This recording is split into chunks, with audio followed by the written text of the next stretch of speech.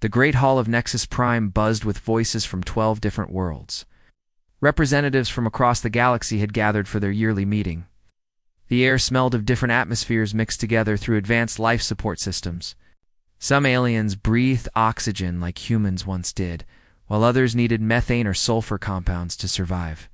Ambassador Zektar stood at the center of the massive round table. His green scales caught the light as he moved his long neck to look. At each representative, Zesorian. He was one of the oldest species in the Federation. His people had been traveling between stars for over 1,000 years.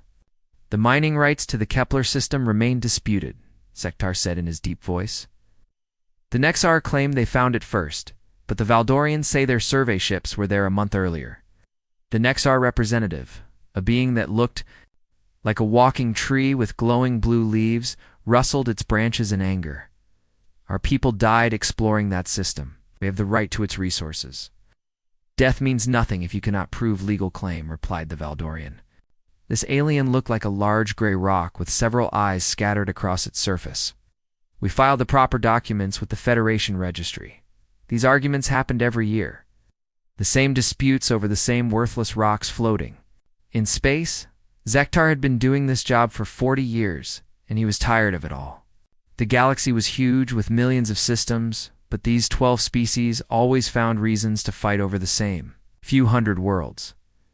The meeting was interrupted by a soft chime from the station's communication system.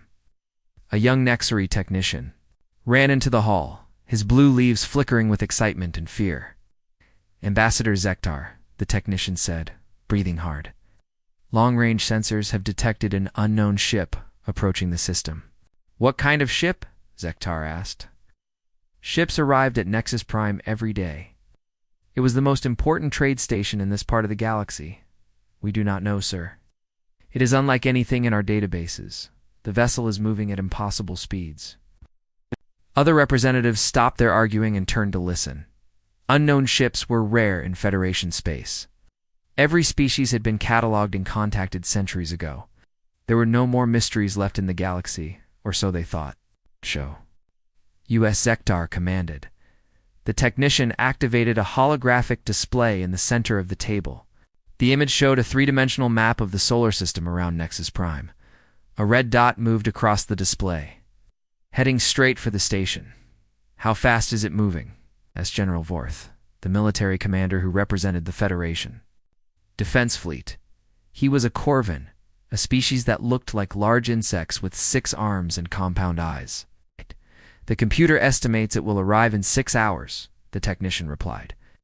But sir, that would mean it is traveling at nearly the speed of light. Nothing can move that fast without destroying itself. Unless it has technology we do not understand, whispered Dr. Kelox, the Nexari scientist. Her tree-like form swayed as she spoke. The energy readings are off our scales. Zektar felt a chill run down his spine.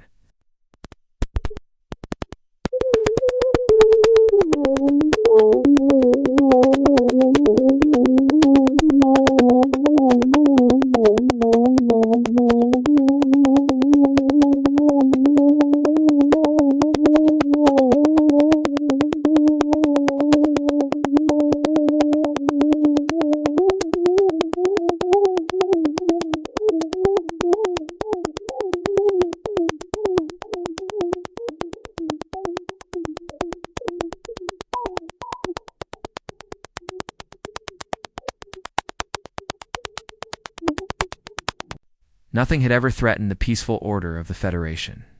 They had superior technology, superior numbers, and superior experience. What could possibly challenge them? Contact the defense fleet, he ordered General Vorth. Have them move to defensive positions around the station. Ready done? Vorth replied, his mandibles clicking together nervously. Every ship in the system is moving to intercept. But Ambassador, our vessels cannot match that speed. Whatever this is, it will reach us long before we can properly position our forces. Far across the galaxy on a ship that the Federation sensors could barely detect, Captain John Bradley stood on the bridge of the UES Retribution. He was a tall man with gray hair and calm blue eyes. He'd been in the Earth Navy for 30 years, but this was his most important mission. Status report, Bradley said to his second-in-command. Commander Lisa Murphy turned from her tactical station. She was younger than Bradley, with short brown hair and sharp green eyes. "We are on schedule, Captain. The Federation sensors have detected us just as planned." "Good. We want them to know we are coming." Bradley walked to the large window that showed the stars streaking past. The Retribution was traveling faster than light, but it did not look like the faster-than-light travel that other species used. There were no energy trails or dimensional rifts. The ship simply moved through space as if the laws of physics bent around it. "Dr. Carter, what are you seeing from their transmissions?" Bradley asked. Dr. Alex Carter looked up from his science station. He was a thin man with messy black hair and thick glasses. "They are panicking, Captain. Federation has never seen technology like ours. Their computers cannot understand how we are moving so fast. They have had 50 years to think about us," Bradley said quietly. 50 years to wonder what happened to humanity. "And now they will find out," Murphy added with a small smile. Bradley remembered the stories his grandfather had told him about first contact with the Federation. Earth had been so excited to meet other intelligent life. Humans had dreamed of joining a galactic community, sharing knowledge and exploring the stars together. Instead, the Federation had judged humanity too dangerous to join their civilization. They said humans were too violent, too unpredictable, too primitive. Earth had been told to stay in its own solar system and not bother the rest of the galaxy.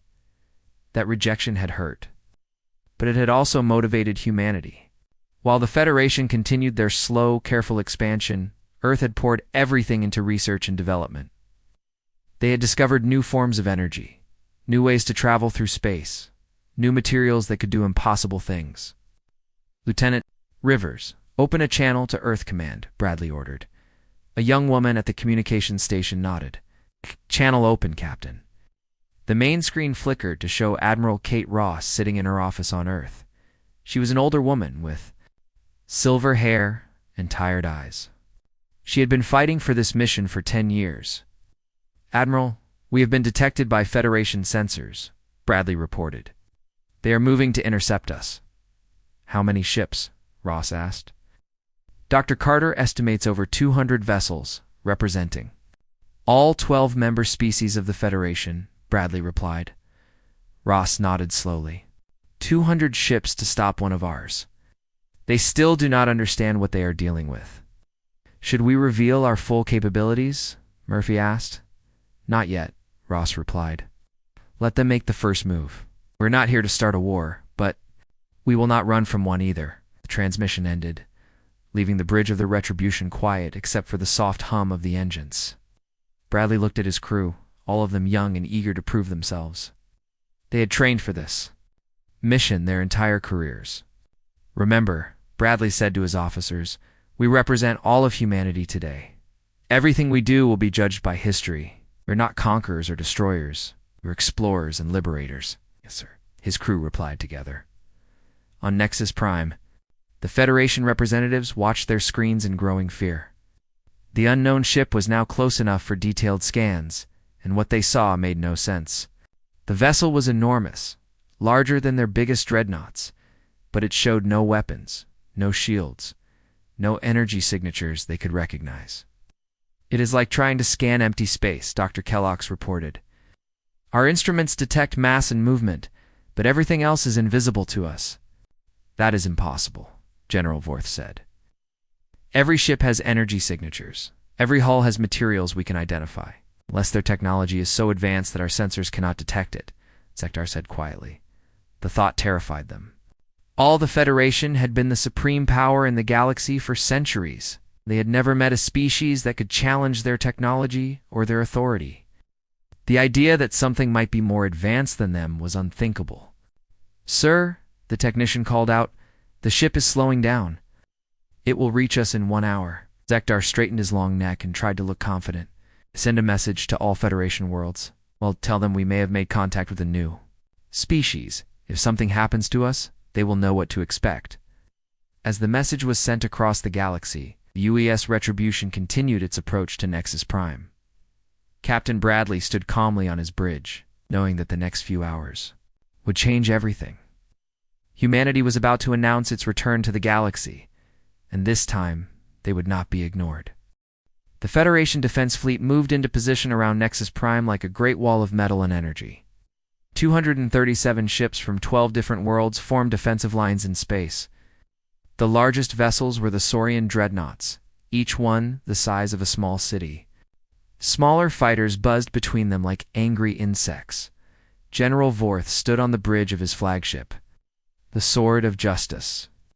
Through the main viewing screen, he could see the approaching vessel.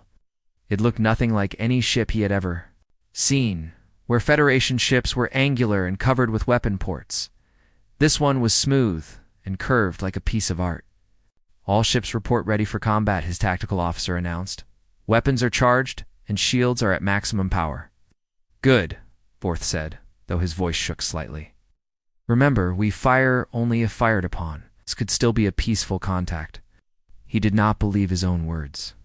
Nothing peaceful required a ship that large. On Nexus Prime, Ambassador Zektar sat in the emergency command center deep inside the station. The diplomatic meeting had been moved to a secure location while they dealt with this crisis. Around him, representatives from all 12 species watched the screens with growing fear. "Open a communication channel," Zektar ordered. "Let us see who dares to enter Federation space without permission." The communication officer, a young Valdorian with smooth gray skin, worked at his console. "Channel open, Ambassador." "Broadcasting. On all frequencies." Zektar cleared his throat and spoke in the most official voice he could manage. "Unknown vessel. This is Ambassador Zektar of the Galactic Federation. You have entered restricted space without authorization. Identify yourself immediately and state your intentions." For several long minutes, there was no response. The alien ship continued its approach, moving steadily toward the station. Some of the representatives began to whisper among themselves, wondering if the beings on that ship even understood their language. Then a voice came through the speakers, clear and strong. It spoke in perfect Federation standard, the common language used for all diplomatic communications. "Federation Command, this is Captain John Bradley of the United Earthship Retribution. I represent humanity and the planet Earth. We request permission to dock at your station for diplomatic discussions." The command center fell completely silent. Every representative stared at the speakers as if they had just heard a ghost speak. Several of them looked sick. "Impossible," whispered Dr. Kellogg's. Her blue leaves had turned pale. "The humans are gone. They destroyed themselves decades ago." "That is what we thought," Zektar said slowly. He remembered the reports from 50 years ago. Earth had gone quiet after the Federation refused them membership. Their radio signals had stopped. Their exploration ships had stopped visiting other systems. Everyone assumed they had killed themselves in some primitive war. "Captain," Bradley Zektar spoke into the microphone, "Earth was declared a dead world 30 years ago. Our records show no human activity beyond your solar system for decades." "Your records are incomplete," Bradley replied calmly. "Humanity has been quite busy during our absence from galactic affairs." "On the bridge of the Retribution, Captain." Bradley stood with his hands behind his back, looking out at the Federation fleet surrounding them. He could see every ship, every weapon pointed in their direction. He felt no fear, only sadness that it had come to this. "Dr. Carter," he said to his science officer, "what can you tell me about their fleet?" Dr. Carter looked up from his instruments. With a puzzled expression, "Captain, their technology appears to be exactly the same as it was 50 years ago. Same energy signatures, same weapon designs, same propulsion systems. It is like they stopped advancing." "That is because they did." "Stop," said Commander Murphy from her tactical station. "When you are on top of the galaxy, why improve?" They had no competition, no challenges, no reason to grow. Lieutenant Sam Rivers, the young communications officer, turned from her station. "Captain, the Federation fleet is demanding we surrender. For inspection, General Vorth says they will open fire if we do not comply." Bradley smiled slightly. "Tell the General that we have no intention of surrendering, but we are happy to be inspected. Suggest he try scanning our ship." The message, and within moments, the space around the Retribution filled with scanning beams from dozens of Federation ships. Every type of sensor they had was focused on the human vessel. It's trying to learn its secrets. The scanning continued for 10 minutes before General Vorth sent another message. His voice sounded frustrated and confused. Captain Bradley, our instruments are not functioning properly. We cannot penetrate your hull or detect your systems. What kind of shielding are you using? We are not using any shielding, General, Bradley replied. Your sensors simply cannot detect technology that is more advanced than your own. In the Federation fleet, panic began to spread from ship to ship. The idea that their technology might be inferior was unthinkable. They had ruled the galaxy for centuries because they had the best weapons, the strongest shields, the fastest ships. General Vorth made a decision that would be remembered throughout history. He ordered one of his destroyers to fire a warning. Shot across the Retribution's bow, it was meant to be a demonstration of power, a way to show the humans that they were outgunned. The plasma bolt that erupted from the destroyer was bright enough to light up the entire fleet. It was a weapon that could destroy a small moon, fired with perfect accuracy to pass just in front of the human ship. The bolt simply vanished. There was no explosion, no flash of light, no energy discharge. The weapon disappeared as if it had never existed. The Federation fleet stared in shock at the empty space where their most powerful weapon had been erased from reality, on Nexus Prime. Ambassador Zektar felt his blood turn cold. What happened to the plasma bolt? He asked his tactical officer. I do not know, sir, the officer replied, his voice shaking. It just stopped existing. Dr. Kellux was running calculations on her personal computer, her blue leaves flickering rapidly. The energy readings suggest the humans absorbed the plasma somehow, not deflected it or blocked it, but actually absorbed it into their ship. That is impossible, said the Corvin representative, General Vorth's own people. No known material can absorb that much energy without being destroyed. No known material to us, Zektar corrected. We may not know as much about the universe as we thought. Captain Bradley's voice came over the communication system again, still calm and polite. General Vorth, we appreciate the demonstration of your weapons capability. However, firing on a diplomatic vessel is considered an act of aggression by most civilized species. We trust this was simply a misunderstanding. General Vorth did not know how to respond. His most powerful weapon had been completely ineffective, absorbed as easily as a flashlight beam hitting a mirror. For the first time in his military career, he felt truly afraid. Captain Bradley Zektar spoke from the station. You claim to represent Earth. Our records show that humanity was excluded from the Federation 50 years ago. Due to excessive aggression and primitive technology, what has changed? 50 years is a long time, Ambassador, Bradley replied. Humanity has grown during our isolation. We've learned much about ourselves and about the universe. We would like to share that knowledge with the galaxy. We refuse? Asked the Nexori representative, her voice barely above a whisper. Then we will respect your decision, Bradley said. But we hope you will at least listen to what we have to say. The galaxy is much larger than this small corner you call the Federation. There are wonders and dangers beyond your imagination. The Emergency Command Center.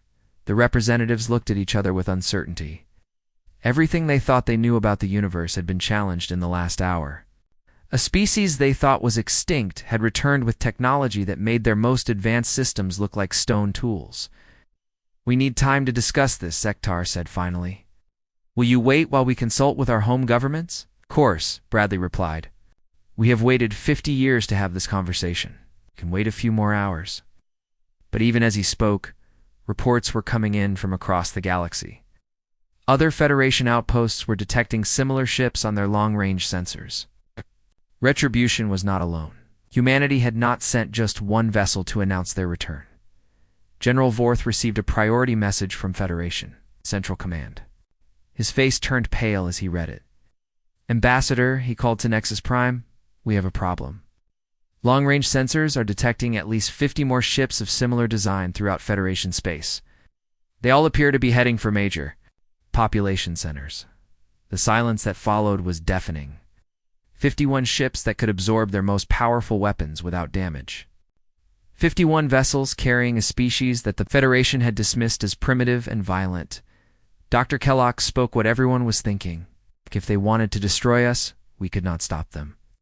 The question is, Zektar said slowly, what do they really want? And why did they wait 50 years to come back? On the bridge of the Retribution, Captain Bradley smiled as he read the latest reports from the other human ships.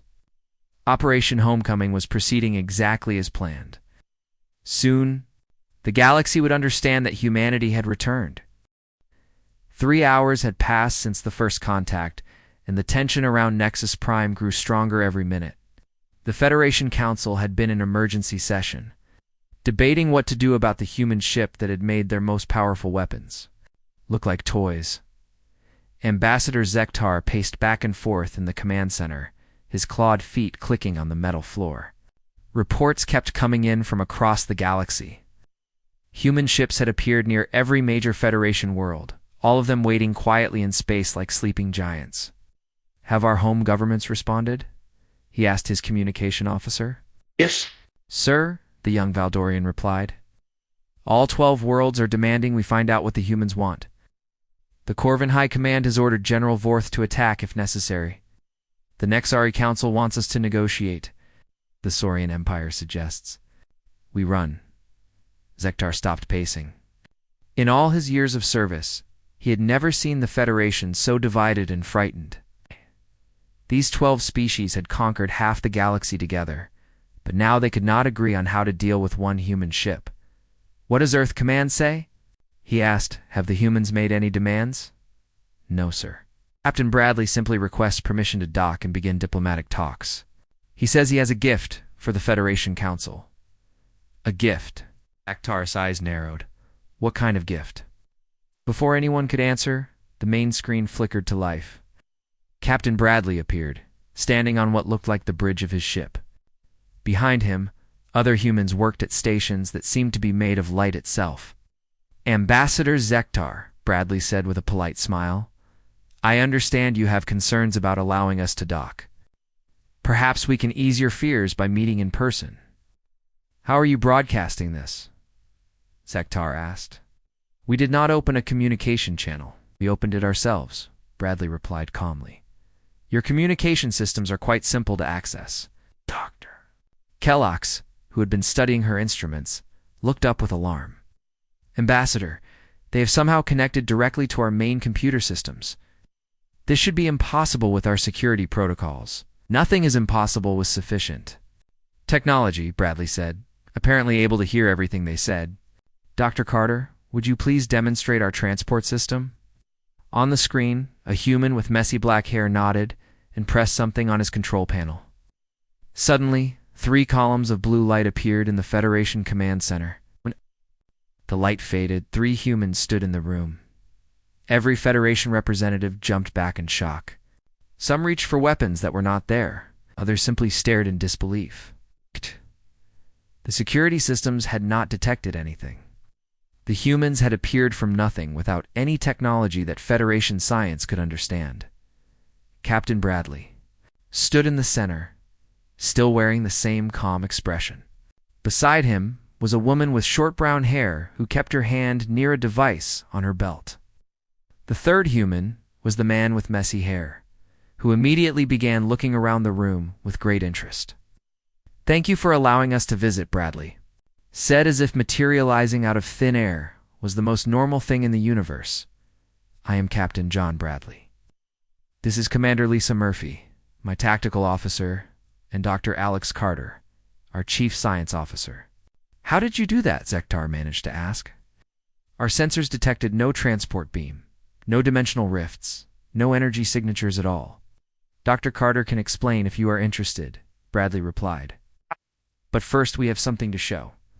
You, Dr. Carter stepped forward, pulling a small device from his pocket. It was no larger than a human fist and seemed to be made of some kind of dark metal that absorbed light. Ambassador Zektar Carter said in a friendly voice, We understand. that the Federation has been dealing with an energy crisis for the past 20 years. Your current power generation cannot keep up with the needs of your growing population. That is classified information, General Vorth said, through the communication system from his ship. Your computer? Networks are not as secure as you think, Commander Murphy said with a slight smile. We have been monitoring Federation communications for decades. Dr. Carter held up the small device. This is our gift to the Federation. A clean, safe, unlimited energy source.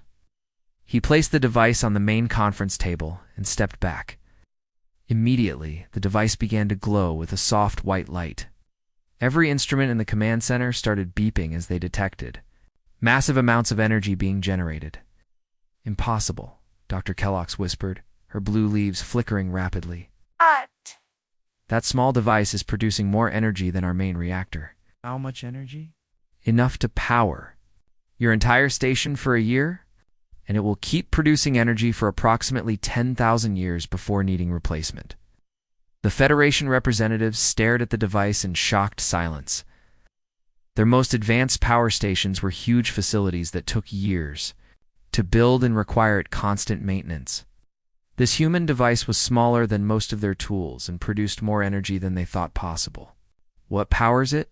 Dr. Kellogg's asked, her scientific curiosity overcoming her fear. Controlled microsingularity, Carter replied casually. We create a tiny black hole and extract energy from its rotation, completely safe and environmentally friendly. Several of the representatives took steps backward at the mention of a black hole. The idea of carrying such a thing in your pocket was terrifying to species that still used fusion reactors. Meanwhile, the Bridge of the Retribution, Engineer Ryan Cooper monitored the Federation fleet's desperate attempts to scan their ship. He was a tall, thin man with graying hair and laugh lines around his eyes. He had been designing starship engines for 30 years, and the Federation technology amused him. Chief, one of his junior engineers asked, should we be worried about their scans? Cooper chuckled and shook his head. Son, they are using scanning technology that Earth discarded as obsolete 30 years ago. Their most advanced sensors cannot even detect our hull material, let alone our internal systems. What are they trying to do? Another engineer asked. They are trying to understand how our ship works, Cooper replied. They want to find weaknesses, vulnerabilities, anything they can use against us. But they might as well be trying to understand a computer by looking at it with a magnifying glass. Back in the command center of Nexus Prime, Commander Murphy had connected a small device to the Federation's main tactical display. The screen now showed a three-dimensional map of the entire solar system. General Vorth asked for a demonstration of our defensive capabilities, Murphy said in a professional tone. I am happy to provide one. She pressed a single button on her device. Instantly, every ship in the Federation fleet was outlined in red light on the display. Numbers appeared next to each vessel, showing distance, heading, weapon status, and structural weak points. These are target locks, Murphy explained. Our ship's defensive systems have identified every potential threat in this system.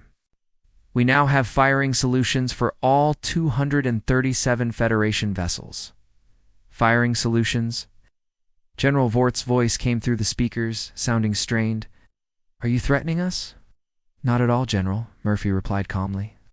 This is simply what our ship does automatically when faced with potential hostile forces.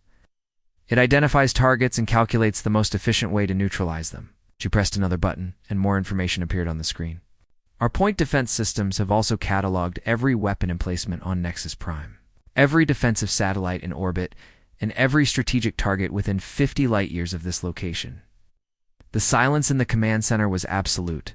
Every Federation representative stared at the screen, seeing their entire military force reduced to target data on a human computer.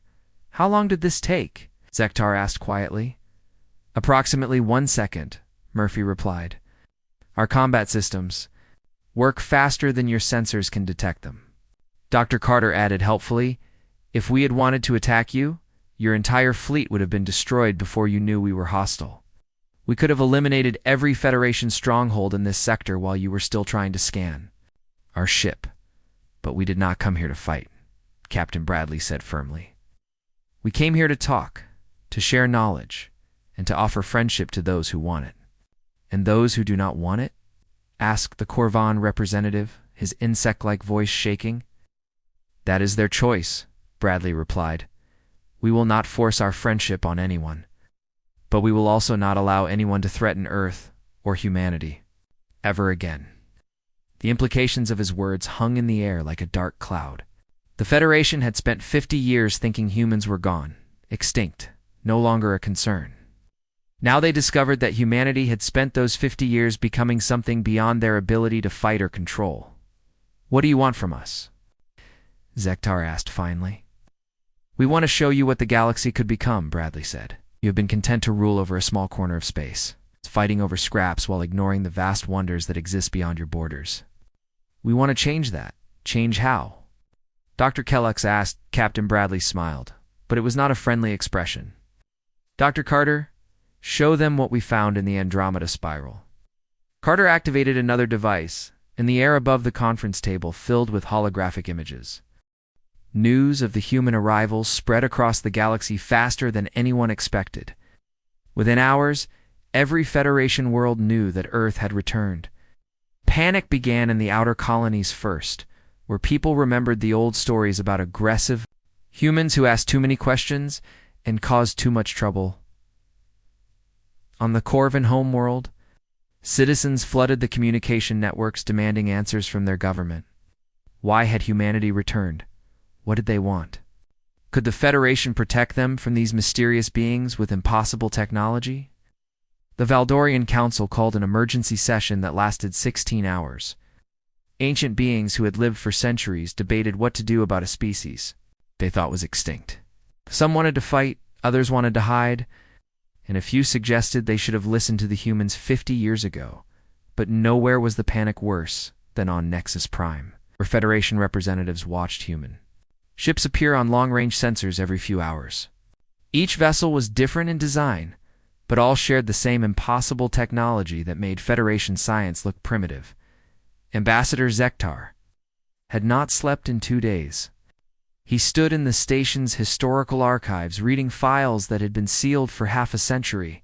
The records told a story very different from what most people believed. About humanity's first contact with the Federation. Historian Prex shuffled through the archive with him. Prex was older than anyone else on the station, a Valdorian who had been alive during the original human contact. His rocky skin was covered with age marks, and his multiple eyes moved slowly as he read the ancient documents. Here, Prex said in his grinding voice, pointing to a file marked with the highest security level. This is what really happened with the humans. Zektar read the document with growing unease. According to the official records, humanity had been refused Federation membership because they were too violent and primitive. But these sealed files told a different story. The humans interfered with our mining operations on 7 different worlds, Zektar read aloud. They claimed we were exploiting the native populations without their consent. They were correct, Prex said simply. The native species on those worlds were not advanced enough to understand the contracts they signed. We took advantage of their ignorance. Zektar continued reading. Human exploration vessels disrupted Federation trade routes by offering better deals to our client species. They shared advanced medical technology without charging fees. They refused to recognize our territorial claims over uninhabited systems. Again, they were correct, Prex said. We had claimed those systems simply to prevent other species from using them. The humans pointed out that claiming empty space was both wasteful and morally wrong. The final report was written by the Federation Council itself 50 years ago. Zektar read it with a sinking heart. Humanity represents a threat to the established order of galactic civilization. Their ethical standards are incompatible with efficient resource management. Their democratic ideals encourage rebellion among client species. Their technological curiosity leads to dangerous experimentation. For the safety and stability of the Federation, humanity must be contained within their home system until they mature into a more manageable species. Zektar looked up at Prex with horror. We did not exclude them for being too primitive. We excluded them for being too advanced, too ethical, too moral. Yes, Prex said sadly. The Federation was afraid that humans would show our client species what true freedom looked like. It could not allow that to happen. Meanwhile, Dr. Carter worked alone in his quarters aboard the Retribution, analyzing the data they had gathered from Federation systems. What he found in their databases made him sick to his stomach. The Federation controlled over 400 worlds, but only 12 species had voting rights. The other 388 civilizations were classified as client species, with no political power and no control over their own resources. Carter read report after report detailing the systematic exploitation of these lesser species. The Federation took their raw materials, controlled their trade, and prevented them from developing advanced technology. Any client species that became too successful was quietly reduced back to dependence. Captain Carter called over the ship's communication system. "You need to see this." Captain Bradley arrived in Carter's quarters within minutes, followed by Commander Murphy. They looked at the data in silence, their faces growing darker with each page. 388 enslaved civilizations, Murphy said quietly, and we gave these people 50 years to change. They got worse, Carter added, pulling up more recent files. Since our disappearance, they have added 47 new client species to their empire. Each one signed treaties they did not understand, giving up their freedom for false promises of protection and prosperity. Bradley sat down heavily in a chair, suddenly looking older than his years. Admiral Ross was right. Should have acted sooner, sir, Carter said carefully. There is something else. The Federation has been actively hunting for Earth during our absence. They have sent exploration fleets to our solar system 17 times in the past 50 years. What did they find? Bradley asked. Nothing. Our stealth technology kept them from detecting our presence, but their mission orders were clear. They found any signs of human civilization, they were to report back for a full invasion fleet. Murphy's hand moved instinctively to her weapon. They plan to destroy us. They plan to conquer us, Bradley corrected. The Federation intended to add humanity to their list of client species. We would have become slaves in all but name. Soft chime indicated an incoming message from Earth Command. Admiral Ross appeared on the small screen in Carter's quarters, her face grim. Captain Bradley, she said without preamble, Operation. Starlight has detected Federation military buildups in 7 sectors.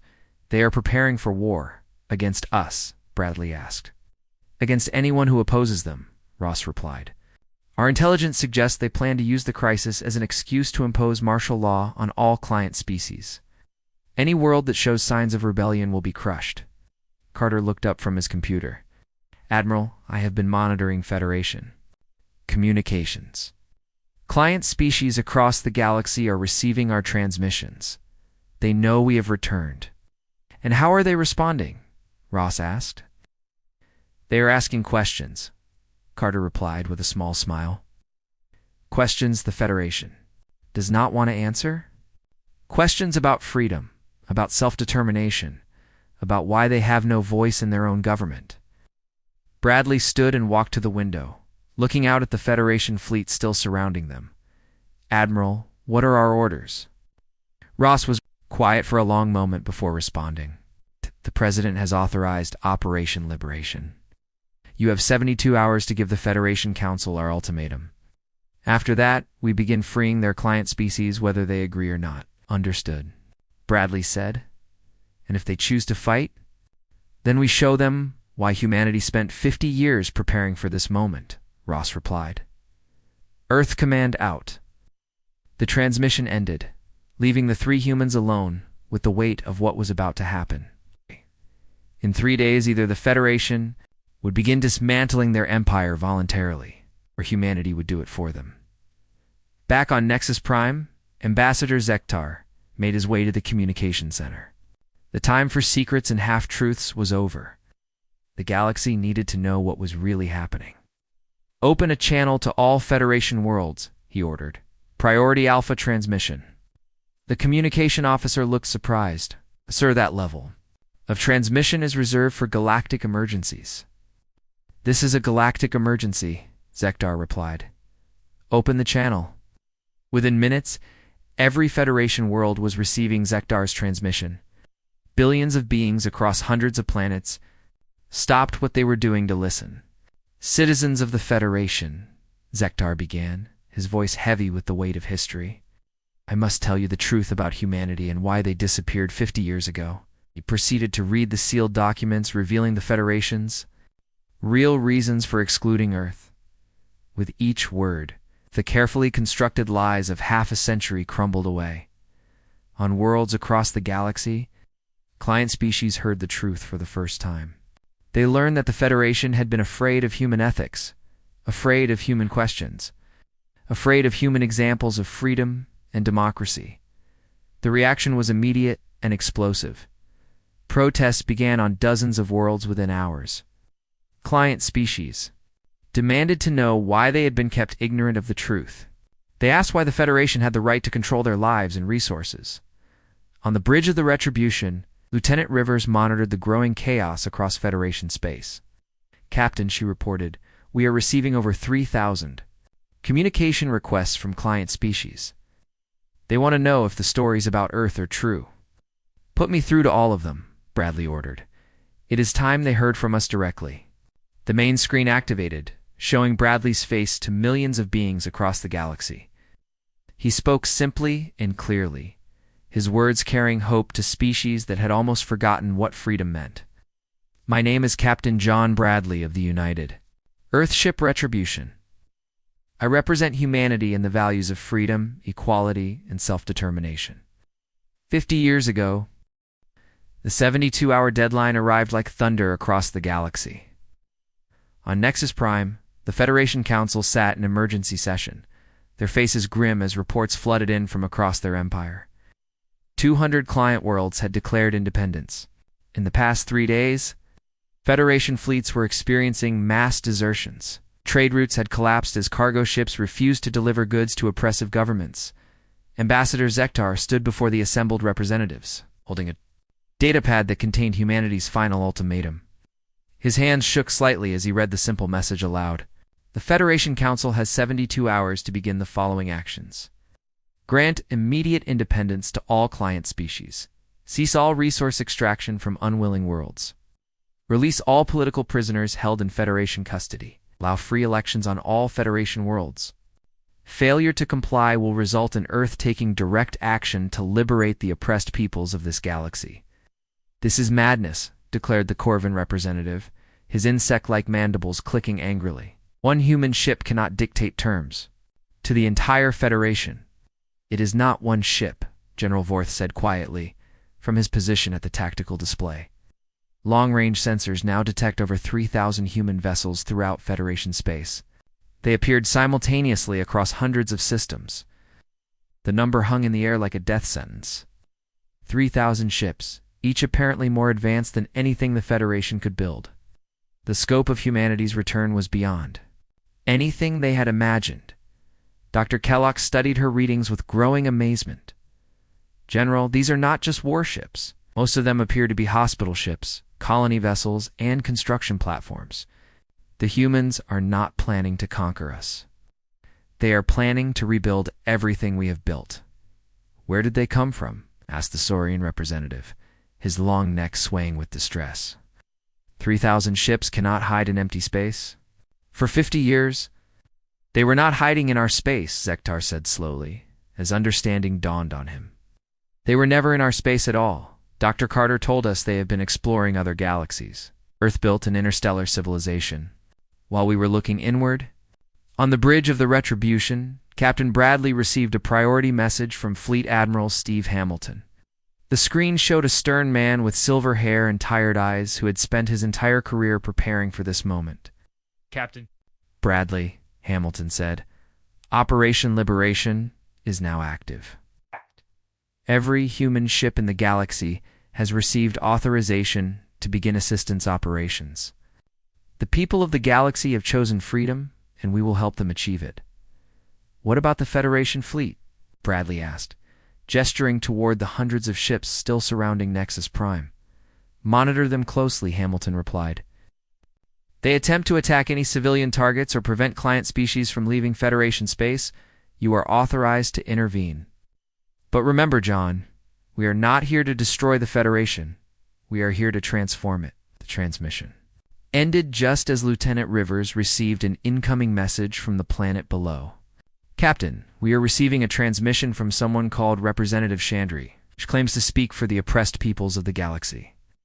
Put her through, Bradley ordered. The screen flickered to show a being unlike any of the Federation species they had met. Chandri looked like a cross between a bird and a reptile, with iridescent feathers covering scaled skin. Her large golden eyes held intelligence and determination that reminded Bradley of the best human officers he had known. Captain Bradley, she said in accented but clear Federation standard, I am Chandri of the Zilani people. We have been Federation subjects for 300 years. Today, we declare our independence and request Earth's protection. You have it, Bradley replied without hesitation. Are your people safe? For now, Chandri said. But Federation ships are moving toward our homeworld. They say they will restore order by force if necessary. Commander Murphy stepped forward. Captain, I am detecting Federation military movements towards 17 client worlds. It looks like they have chosen to respond with violence. Bradley nodded grimly. He had hoped the Federation would choose the peaceful path, but deep down he had known they would not give up their empire without a fight. Lieutenant Rivers, he ordered, send a message to Admiral Hamilton. Tell him the Federation has chosen war over justice. Yes, sir, Rivers replied, her fingers flying over her controls. Within moments, the space around Nexus Prime began to change. What the Federation had thought was empty space suddenly filled with massive ships as human vessels. Decloaked. The new arrivals dwarfed even the Retribution, each one clearly designed for a specific purpose rather than pure combat. The largest vessel was nearly 20 kilometers long and bore the markings of a hospital ship. Smaller craft carried the symbols of construction crews, refugee transport, and humanitarian aid. The Federation fleet found itself surrounded by an armada, dedicated to healing rather than destruction. Admiral Hamilton's flagship, the UES Constitution, materialized directly in front of General Vorth's command ship. The Federation general stared at the massive vessel, his compound eyes reflecting the light from its hull. Federation fleet. Hamilton's voice came over all communication channels. You are ordered to stand down and return to your home worlds. Any vessel that attempts to attack civilian targets or prevent the free movement of liberated peoples will be disabled and impounded. This is General Vorth of the Federation Defense Force, came the angry reply. You have no authority in Federation. Space? Withdraw immediately or face the consequences. General Hamilton replied calmly, Federation space no longer exists. The client species have chosen independence, and Earth recognizes their sovereignty. You are now in the territory of free peoples who have requested our protection. His point, Hamilton activated the Constitution's defensive systems. Every Federation ship found itself painted with target locks so precise they could see the individual crew members through their viewports. General Vorth realized in that moment that his entire fleet could be destroyed before they could fire a single shot. The humans had moved beyond fighting wars with weapons. They fought with technology so advanced that resistance was meaningless. What do you want us to do? He asked, his voice barely above a whisper. Go home, Hamilton replied simply. Return to your worlds and help your people transition to the new galaxy. There is still a place for the Federation species in the future we are building, but not as conquerors. On Nexus Prime, Ambassador Zektar watched the Federation fleet begin its withdrawal. Ships that had maintained galactic order for centuries turned away from their positions and headed home, their crews uncertain about what they would find when they arrived. What happens to us now? He asked Captain Bradley, who had returned to the station for final negotiations. That depends on you, Bradley replied. The galaxy is changing, whether you participate or not. You can either help build something better, or you can cling to the past until it crumbles completely. And if we choose to help, Bradley smiled for the first time since his arrival, then you join the Galactic Alliance. True democracy, where every species has a voice, where decisions are made by consensus rather than force, where the strong protect the weak instead of exploiting them. Representative, Chandri, who had arrived on the station with delegations from dozens of other liberated worlds, stepped forward. The client species have already voted to form this alliance. We invite the Federation species to join us as equals, not as rulers. Dr. Kellogg's looked at her fellow Federation representatives with something approaching hope. Equals, she repeated. When was the last time we treated anyone as equals? Historian Prex answered her with brutal honesty. Never. In all our recorded history, we have always seen ourselves as superior to someone. Then perhaps it is time to learn, Sektar said. Slowly. Perhaps it is time to discover what we could become if we stop trying to control everyone else. 6 months later, Captain Bradley stood on the bridge of the Retribution as it prepared to leave the former Federation space. The transformation had been faster and more complete than anyone had expected. The Galactic Alliance now included over 400 member worlds. Each one represented equally in the new democratic government, the former. Federation species had not all chosen to join immediately. Some had retreated to their home systems, suspicious of any organization that promised equality rather than dominance. But even they were beginning to change, as trade and communication with the Alliance showed them what was possible. Commander Murphy approached with a datapad containing their new orders. Captain, we have been assigned to exploration duty in the Andromeda Galaxy. Apparently, there are several civilizations there that have requested Earth's assistance in dealing with their own oppressive empires. Bradley took the orders and smiled. It seems our work is never finished. Sir? Dr. Carter called from his science station. We are receiving a farewell message from Representative Chandri. The main screen showed the Zilani leader standing in the new Alliance Council chambers on what used to be Nexus Prime. Behind her, representatives from hundreds of worlds worked together to build the government they had all dreamed of. Captain Bradley, she said with obvious emotion,